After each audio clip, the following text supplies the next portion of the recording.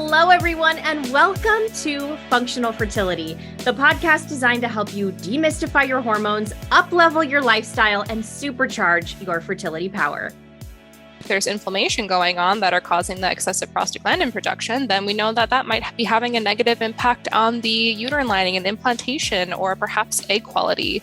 So period pain is kind of telling us that there's something kind of deeper going on.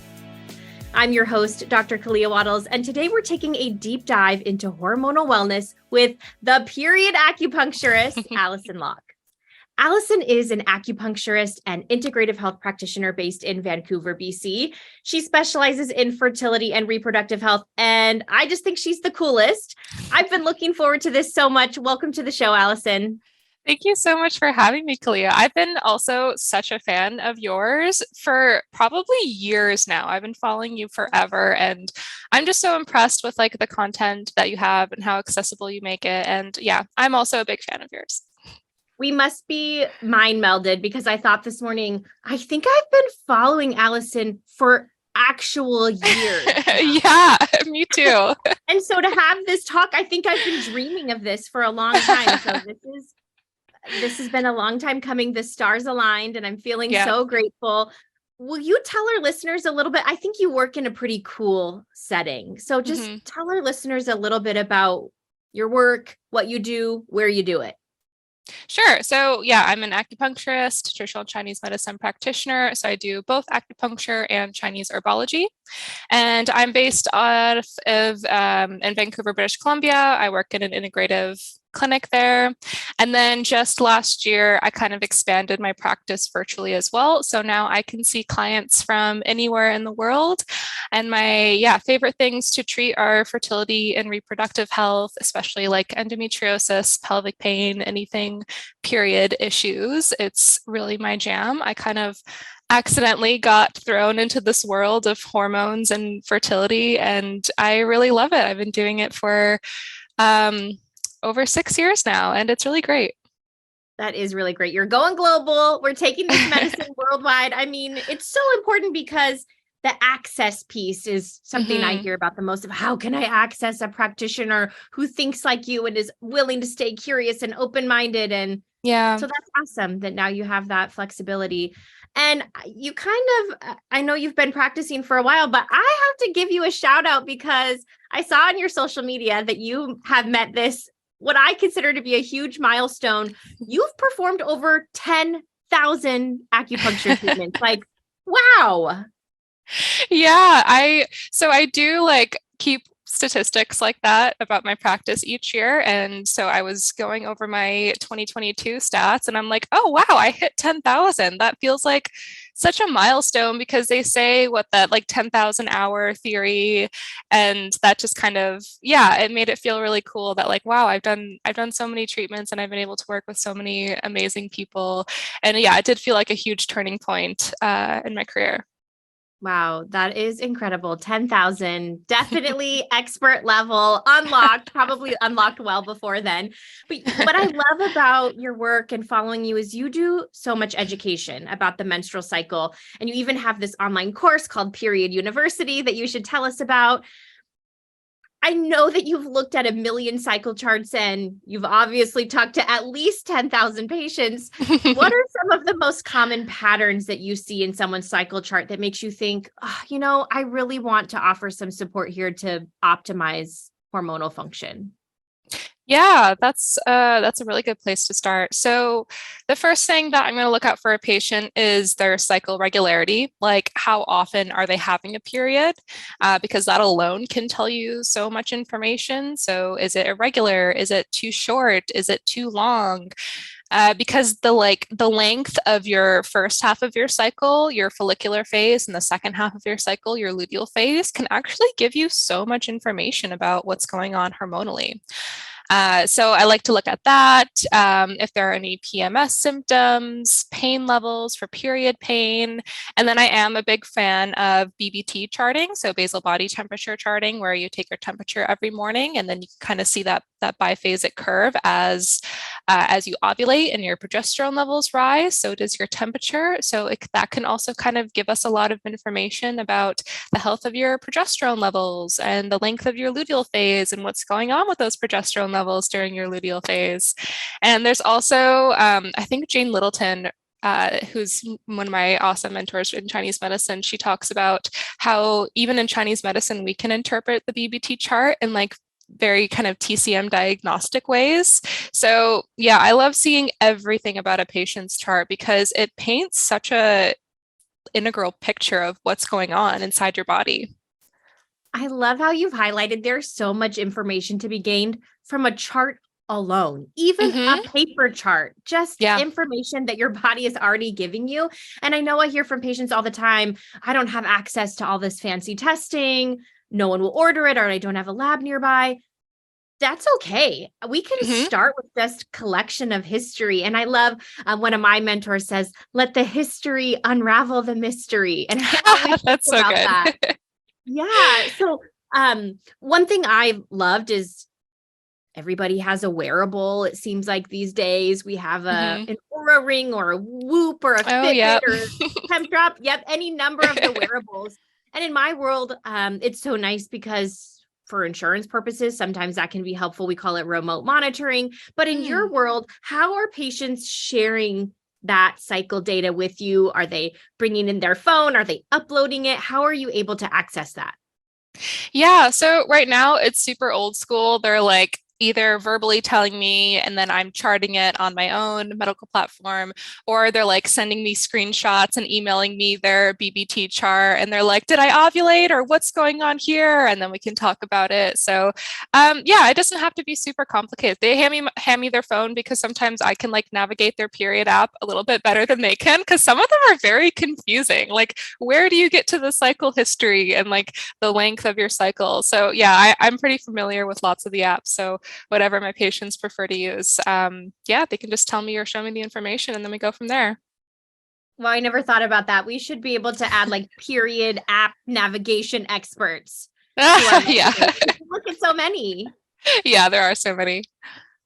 Well, as you're collecting this history and trying to figure out where a patient might need support with their hormonal health, I think that we should talk specifically about cramps because you do lots of education about this. And I think so many of us have just accepted, oh, cramps are part of my experience. It's inevitable. Everybody has cramps.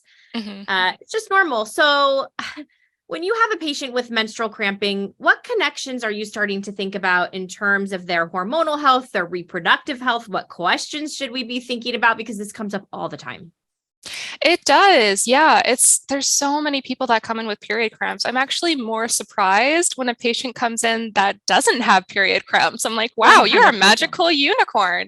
And yeah, it's just something we just live with. And the amount of patients I have where they're like, oh yeah, day one of my period, I'm just out for the count. I'm in bed all day. I have to take a sick day off work.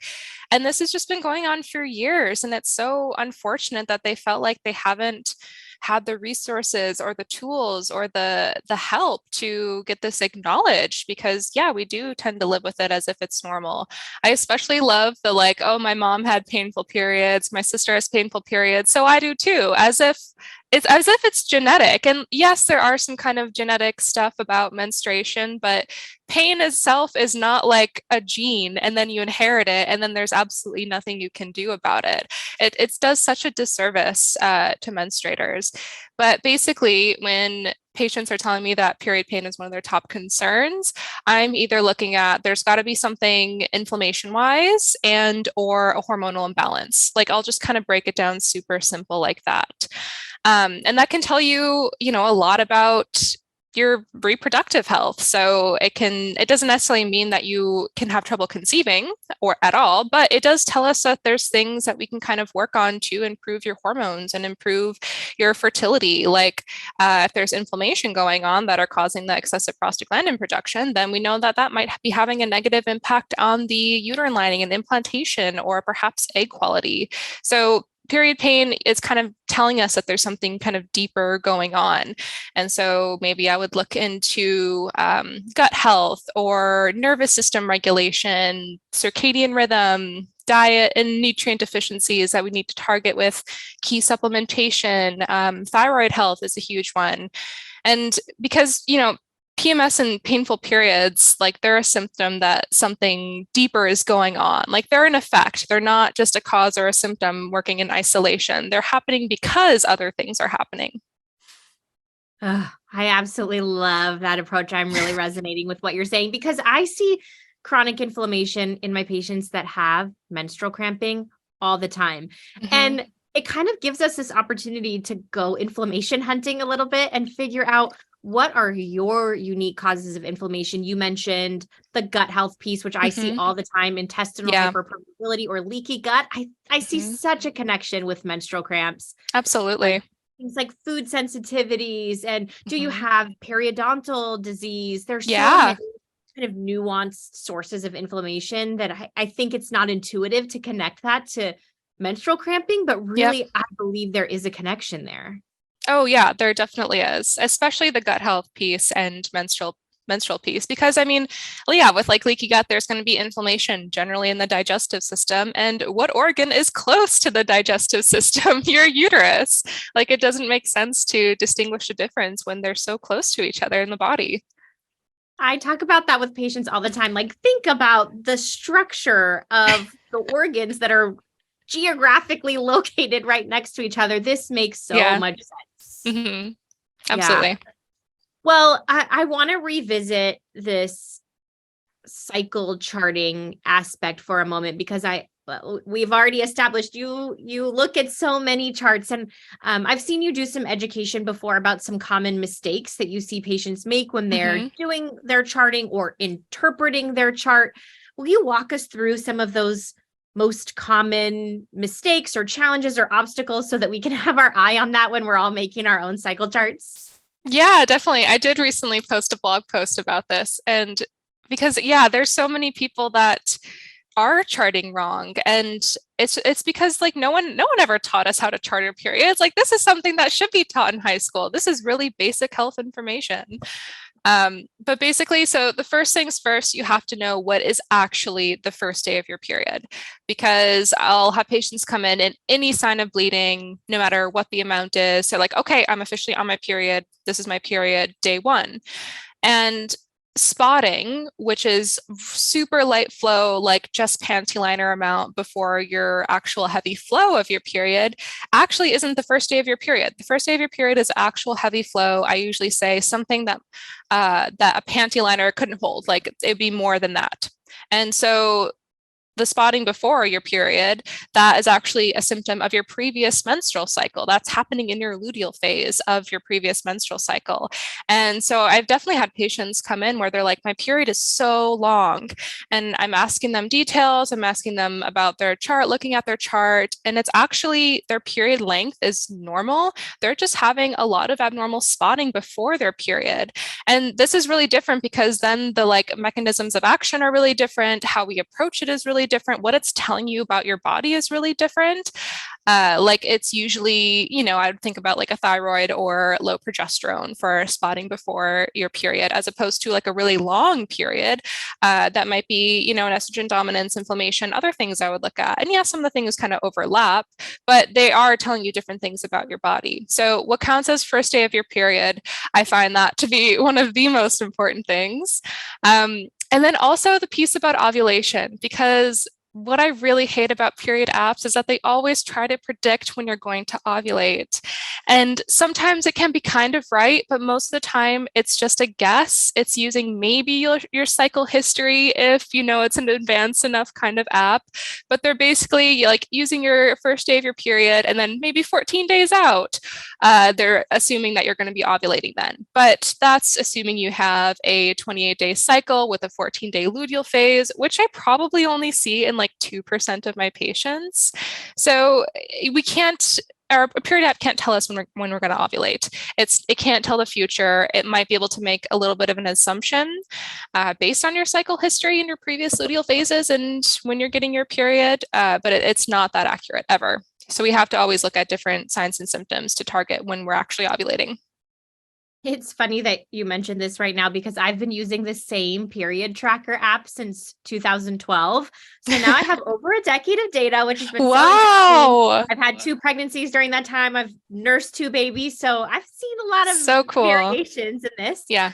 And I can go back and look at that history. But even after this thing has been with me for, 11 years, it still is 2 days off when it predicts my ovulation. No so way. if I was trying to get pregnant, that would be really frustrating if I was relying on that data alone. So I think that's a great point that they can get you ballpark, and they usually do a pretty good job of getting you in that ballpark range for ovulation, but it's not a perfect science. No. And then I just wanted to revisit, you said that you counsel patients that if their flow is more than would be contained by a panty liner, then they can count that as day 1 of their period. But spotting can be contained by a panty liner. I think that's such a brilliant distinction. I'm gonna take that one. That's really there's got to be some visual to it, because how do we distinguish it? Yeah, I have been impressed with the integration of some of the like femtech devices that predict when your period will start based on your basal body temperature. So I know, not to make this into an Oura Ring commercial, but my Oura Ring will alert me with actually such good accuracy. It'll say in the morning when it sees my temp drop, like, hey, your period's probably going to start today. And I think that as we grow all of these different pieces of technology that we can use, we'll start to have pretty good data. And I think that they're already doing a good job. So it's exciting when you think about that remote monitoring piece. Absolutely. It is definitely growing as a field. And I think there's definitely more of a market for it as more menstruators are wanting that information about their bodies. Absolutely. Now, as you're looking at all of these charts and you're thinking about what kind of treatment plan you are going to implement, I know you're probably going to do acupuncture with the right candidate. So can you talk to us about what kind of menstrual cycle or fertility concerns seem to have the most robust response to acupuncture?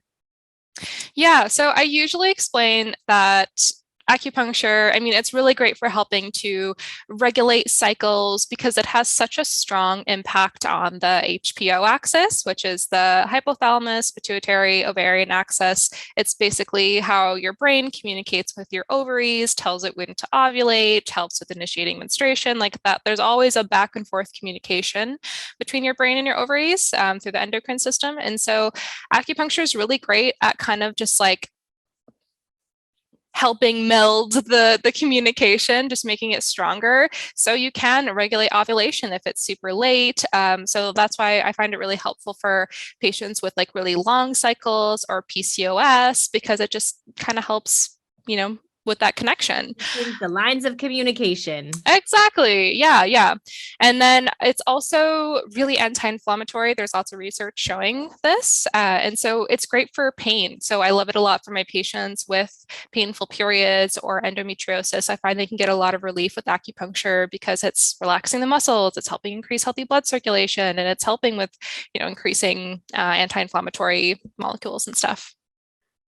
Well, I am such a fan of acupuncture. I'm actually devastated I didn't become an acupuncturist. No way. FOMO about it. And I always tell myself that when my kids go to college, I'm like going to go back to school and become That's so cool. There's just such a magic there. And I got to be really honest. Sometimes when I'm working with patients and everything looks good, labs are perfect, cycle looks good, and I really can't figure out what's going on. Right. I have some really amazing fertility acupuncturists in my network, and they do something that I just can't access. And it's really wonderful and magical. Some of the things that I think about, and tell me if this is on the right track, but when I have patients, for example, that have luteal phase defect, that's such a terrible term, but a short luteal phase. And for me, I want to see a luteal phase that's at least longer than 12 days. So if it's less than that, I'm really thinking about what can I do to support the health of the follicle, because we know that the follicle is essentially the egg sac. Our little oocyte or egg cell is swimming around in there. The egg cell bursts during ovulation, and then that structure that was the follicle becomes the corpus luteum, pumps out progesterone. That's really what sustains our luteal phase. So I'm always thinking about what's going on with the health of that follicle. And sometimes I think it's just a lack of good blood flow to the Yeah. pelvic region. And acupuncture seems to be the most incredible tool for supporting that healthy blood flow. Even the American Pregnancy Association said that acupuncture is incredible at increasing that endometrial thickness in a thin endometrium because of the blood supply. So I'm loving acupuncture for those reasons. Are those some of the scenarios that come up in your clinical practice too? Yeah, absolutely. I love acupuncture, especially with electrostim acupuncture, like on some abdominal points to really get the blood flow going. And I've seen it be so, so wonderful for helping to thicken thin lining because, yeah, acupuncture is really great for your blood circulation. And so, yeah, and you're right. It is really great for also helping to lengthen a luteal phase and the strength of the follicle because having good blood circulation is so important for your ovaries and your uterus because that's how they get all the oxygen-rich, nutrient-rich blood that they need to create the healthiest cells that they can. And we do know as we age, our blood supply to our reproductive organs gets a little bit diminished. And so anything that we can kind of do to help encourage that healthy blood circulation is going to help make sure that that follicle is as healthy as it can be as it's growing in your ovary in the follicular phase. And we know that if it's a really healthy, strong follicular follicle, then we know that when it ovulates, it's going to be a healthier corpus luteum. So it's going to be able to secrete healthier levels of progesterone. So that's kind of, working with the whole cycle is so important for the health of all the hormones. I love it. I was at a fertility symposium in Vancouver a couple years ago, and maybe you were there too, and we just didn't cross paths at that time. But there was a reproductive endocrinologist lecturing, and he said that the health of the follicle is really just a function of ovarian blood flow. And it was a couple years ago. It was the first time I'd heard that. And like my mind was just rapidly expanding. Listening to that, it Yeah. made so much sense to me. So I think that acupuncture is so valuable. I mean, for a million reasons, but that being one of them. One of the other things that you teach about that I'm fascinated by, and I don't have a great level of expertise here, but it's in this concept of cyclical living, which is so cool. And I'm always learning more and more about this. Can you give us a little bit of background? Just tell us what that means for anyone who's listening and their interest is piqued by this idea of cyclical living. Yeah, so I feel like cycle syncing has been kind of more of like a keyword. It's been a bit more, in there. Like on Instagram and TikTok, I'm kind of seeing more of it because I mean, as we're, putting more research and understanding into the menstrual cycle at all. So it's basically, I mean, we're familiar with like the circadian rhythm. We wake up in the morning, our cortisol levels go up, give us energy. They kind of go down at the end of the day. That's when melatonin rises and that helps us fall asleep. We have like our, sun moon hormones that help us with our daily rhythm. But then there's also people who menstruate have an infradian rhythm outside of that, which is, our roughly 28-day menstrual cycle. And so we know that our hormones impact our digestive system, our mood, our skin, our energy, like so many things. So, of course, as our hormones are going to be fluctuating throughout our menstrual cycle, it's going to be impacting every aspect of our life, basically. And so, cycle syncing is basically just learning about where you are in your menstrual cycle, the basics of what's going on hormonally, and then like diet and lifestyle principles that support these key hormones and various aspects of the menstrual cycle so that they can be like stronger and healthier and we can kind of just like live more powerful lives.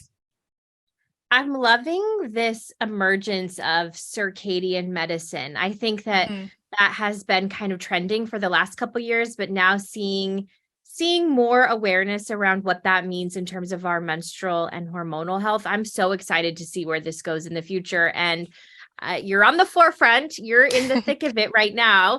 And I think you're living it too. Like you incorporate so many of these practices into your daily life. Will you tell us maybe a couple of your top tips for how you personally live in sync with your cycle? Sure. Well, so I think the first step is like learn the phases of the menstrual cycle and then kind of get in the rhythm with like checking in each day with where you are and then how you actually feel in each of these phases of the menstrual cycle. So I think the first step is intuitively like check in and how do you feel during your luteal phase before your period, or how are you feeling around mid-cycle? And then you can kind of learn more about what's going on hormonally and then things you can do to support it. So like I love talking about energy with the menstrual cycle because I really think we don't respect our body's like signals that it's telling us. And, if your body is tired, it's tired for a reason. That means, that doesn't mean we need to like drink a coffee and then keep going. It's trying to tell you that, it needs rest. So if this is before your cycle or during your cycle, or even sometimes after your cycle, this is telling us something. And it's really important to listen to it. Like we're really not meant to be super high energy functioning robots that can do like a million tasks every day throughout our entire cycle. Like that's just it's not realistic and it's not doing us any favors in the long run.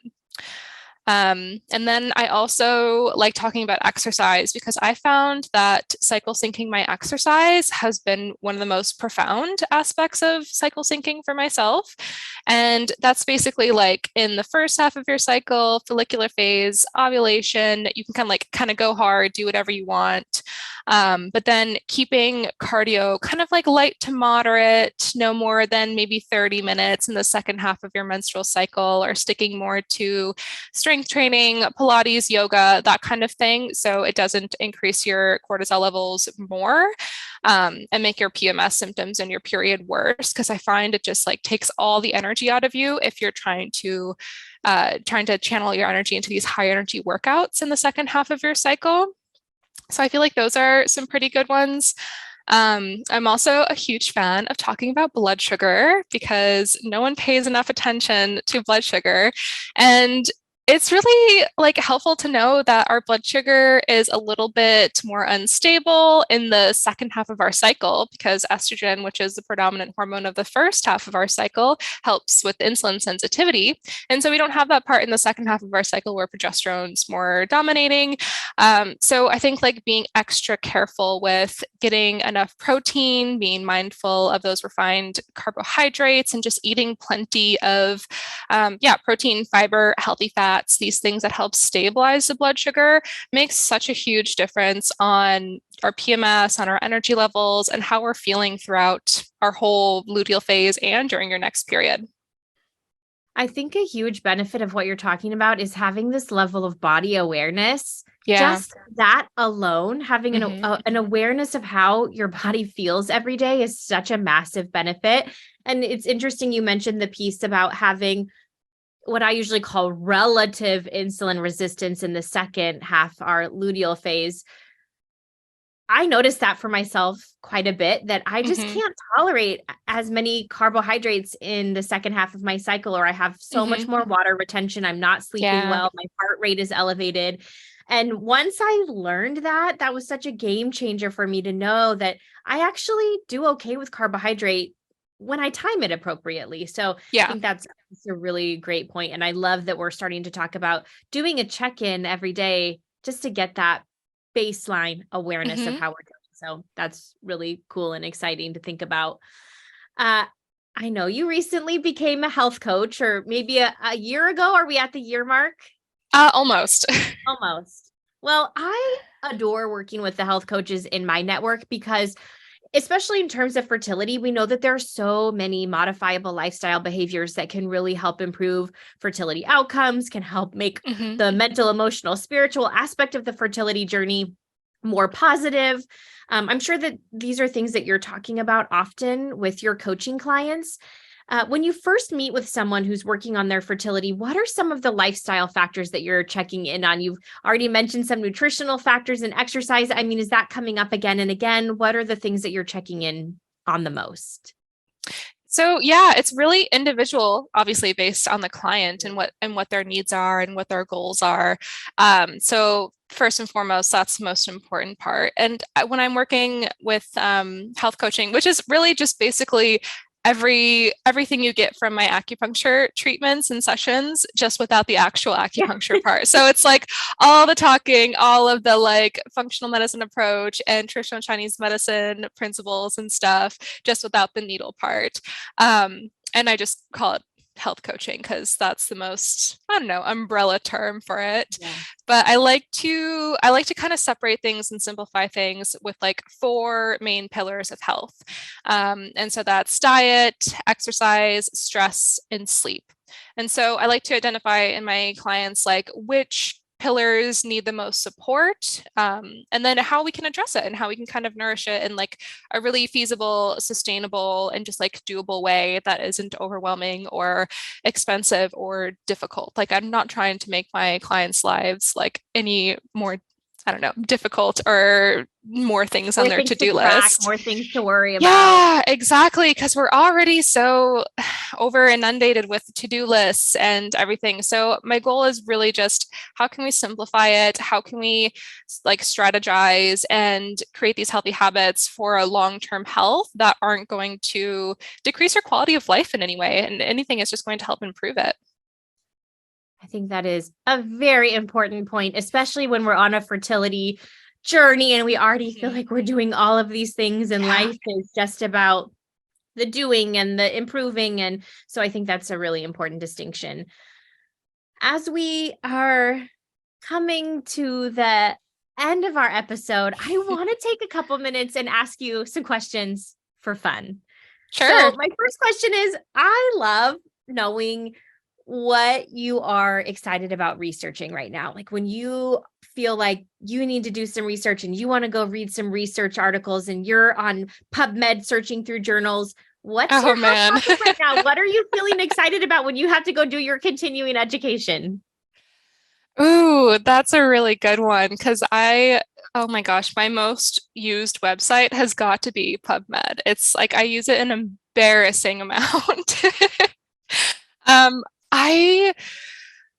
I've been really working a lot with like the nervous system, I think, and because I feel like stress and circadian rhythm and how it impacts hormones and menstrual health and fertility it's so important, but it's also like such a vague thing. Like people say, oh, just regulate your nervous system. It's like, what does that actually mean? How can we actually do that? And what's been shown to actually make a difference?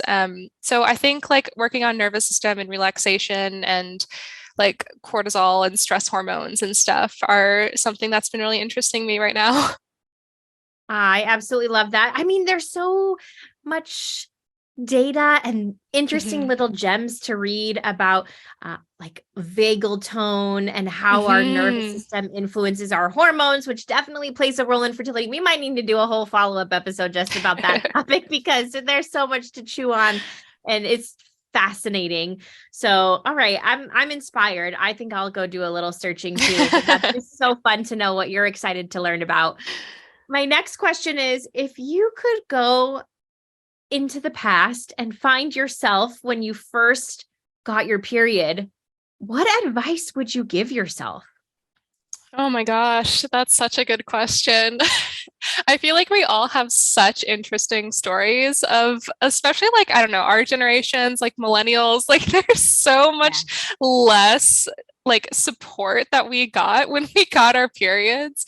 And it was just like such a wild time. I had absolutely no idea what was going on. The first thing that comes to mind was so I had period cramps as a teenager, as most teenagers do, because we're not eating enough, we're not drinking water, we're eating absolute garbage, our stress levels are through the roof. So like, it's no wonder teenagers often have a lot of period problems. And I just remember, it always being drilled in me like, oh, exercise is good for period cramps. And so I'd be like on day 1 or 2 of my cycle and in so much pain, like so much period cramps.